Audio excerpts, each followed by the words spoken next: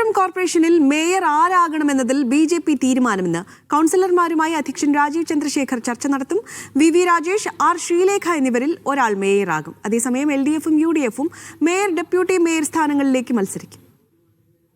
ചരിത്രത്തിലാദ്യമായി തിരുവനന്തപുരം കോർപ്പറേഷൻ ഭരണം പിടിച്ചിട്ടും മേയറെ തീരുമാനിക്കാൻ ഇതുവരെയും ബി.ജെ.പിക്ക് കഴിഞ്ഞിട്ടില്ല.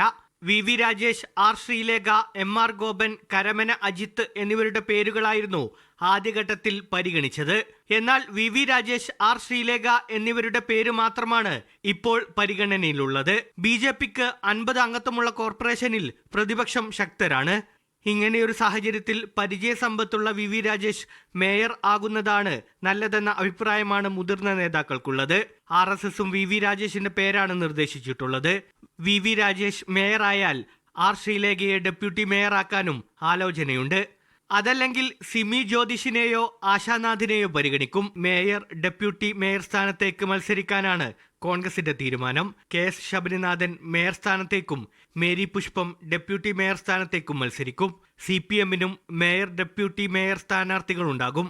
മീഡിയ 1 തിരുവനന്തപുരം.